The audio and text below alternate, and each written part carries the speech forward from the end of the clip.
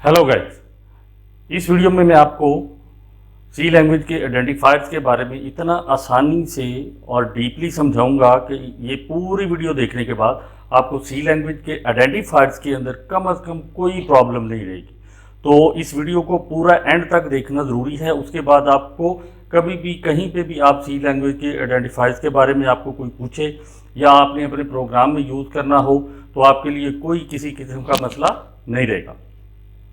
दोस्तों, ये एक बात यहाँ पे देखना ज़रूरी है कि ये वीडियो हमने कोर्स जो शुरू किया है ये इसलिए किया है कि हम IoT, internet of things, different devices के साथ थ्रू इंटरनेट हम कम्युनिकेट कर सकें, हम उनके ऊपर काम कर सकें।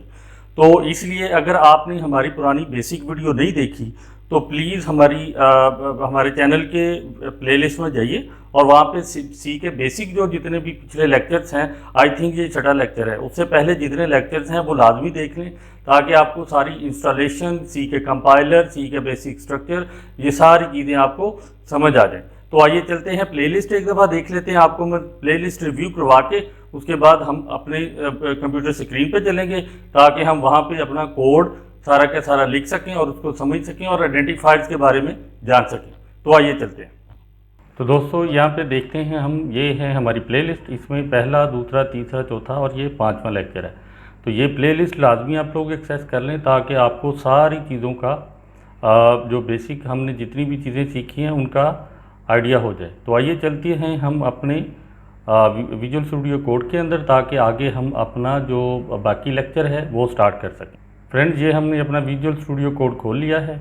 अब इसको, इसी प्रोग्राम को जो हमने पीछे बनाया था, इसको थोड़ा सा इन्हांस करते हैं। इसके अंदर हम क्या करेंगे कि इसी जो मिनी हमने बनाया एक छोटा सा कैलकुलेटर, इसी को आगे इन्हांस करेंगे।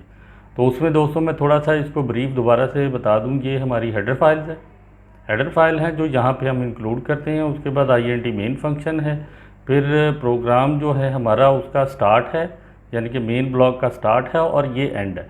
और इसके दरमियान में हमारी जो सारी हैं इनको स्टेटमेंट्स बोलते हैं।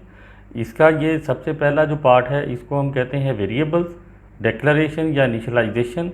ठीक है, ये हमारा स्टेटमेंट टर्मिनेटर है। फिर प्रिंट एफ और the sum of num1 and num2 हमने उसको प्रिंट करवा लिया। तो इसी को हम आगे लेके चलेंगे। थोड़ा सा हम ये करेंगे कि इसके अंदर बाकी जो फंक्शंस हैं वो भी परफॉर्म करेंगे। तो दोस्तों, ये था हमारा ऐड का। इसको अगर मैं ये करूँगा, ये है जी हमारी एडिशन। एडिशन कह देते हैं इसको। और इसको मैं यहाँ से कॉपी पेस्ट करूँगा, यहाँ से Ctrl+C और ये Ctrl+V, फिर Ctrl+V, फिर Ctrl+V। तो ये हम यहाँ पे पहला एडिशन है, फिर इसको मल्टीप्लिकेशन बोल देते हैं, मल्टीप्लिकेशन। फिर हम बोलते हैं इसको माइनस, फिर हम कहते हैं डिवीज़न।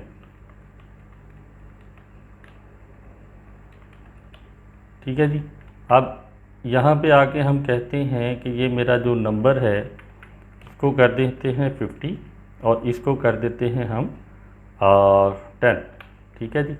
तो यहाँ पे अगर आए तो यहाँ पे मैं कह रहा हूँ कि %d, यहाँ पे हमने कहा मल्टीप्लिकेशन, तो ये मल्टीप्लिकेशन का मेरा साइन है स्टेरिक। फिर हम कहते हैं जी माइनस करना है तो माइनस का ये साइन है। फिर हम कहते हैं डिवीज़न करनी है तो ये डिवीज़न का साइन। ठीक है दोस्तों, तो इसके अंदर यहाँ पे हमें \n लगाना पड़ेगा ताकि नेक्स्ट लाइन में आ जाए। ये इसलिए लगा रहे हैं कि ये \n का मतलब है नेक्स्ट लाइन। ये भी आगे चल के हम पढ़ेंगे कि ये क्या चीज़ है। ठीक है जी। तो हम इसको अब एग्जीक्यूट करते हैं। तो उसके लिए हम ये वाला बटन प्रेस करेंगे। ये वाला बटन प्रेस करेंगे तो ये हमारे कोड की आउटपुट आ जाएगी यहाँ पे। The number of num1 and num2 is 50। अच्छा, इसको हमने अभी सेव नहीं किया तो इसको पहले सेव कर लें, Ctrl+S दबाएं, सेव हो जाएगा। अब इसको आप रन करें यहाँ से, तो आप देखेंगे आप स्क्रीन पे the sum of num1 and num2 is 60। दूसरा है उसकी मल्टीप्लिकेशन जो हमने किया वो 500 आया। फिर जो उसकी हमने माइनस किया तो 40 आ गया, जब डिवाइड किया तो 5 आ गया।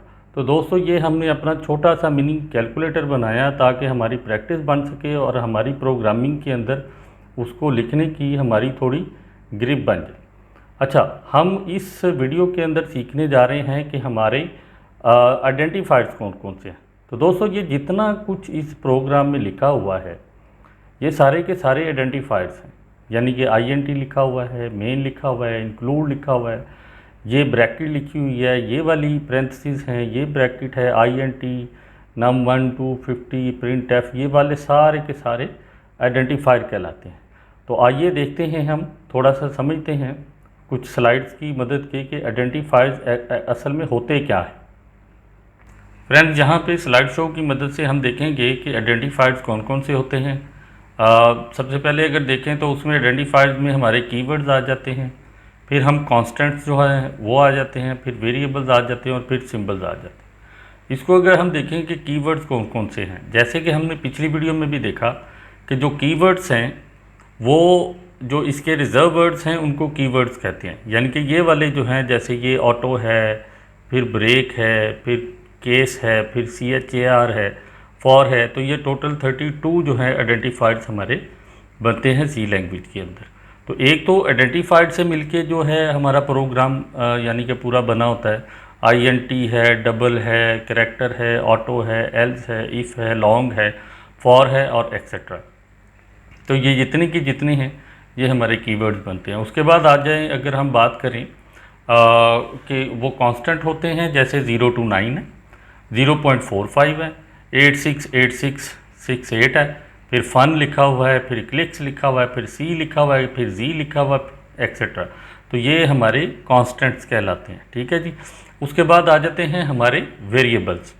इन वेरिएबल्स को अगले लेक्चर में हम डिफ़ाइन करेंगे कि क्या होते हैं। फ़िलहाल इसको ऐसा समझ लें कि ये मेमोरी लोकेशंस के कुछ नेम हैं, लाइक A है, B है, कार है, हाउस है, num 1 है, num 2 है, इसको तो हमने अपने प्रोग्राम में देखा भी है, एक्सेट्रा। तो ये सारे के सारे वेरिएबल नेम्स होते हैं। तो फिर कुछ सिंबल्स आ जाते हैं, जैसे हमने कहा ये पेरेंथेसिस है, ये ब्रैकेट है, ये सेमीकोलन है, ये डबल कोट है, ये डॉट है, फिर ये स्लैश है, एक्सेट्रा। ये सारे के सारे सिंबल्स हैं। अगर हम देखें अपने सी के प्रोग्राम, तो दोस्तों ये देखें ये हमारी जो प्रोग्राम है ये इसी चीज़ों पे कंसिस्ट करता है जो अभी हम देख के आए हैं आइडेंटिफायर्स के बारे में। तो चलिए 1 by 1 मैं आपको बताता हूँ कि ये कौन कौन से आइडेंटिफायर्स। इस स्क्रीन को थोड़ा सा बड़ा कर लें ताकि हम अच्छी तरह से इसको देख सकें। तो दोस्तों ये जैसे कि लिखा हुआ है नंबर इंक्लूड, जैसे नंबर है ये सिंबल है, इंक्लूड एक रिजर्व वर्ड है, stdio इसकी वो हेडर फाइल्स है, INT जैसे इसका वेरिएबल डाटा टाइप है, रिजर्व वर्ड है इसको हम कहते हैं। मेन इसका एक ये कह लें कि इसके मेन के मेथड का नाम है जो कि एक कांस्टेंट कहलाता है।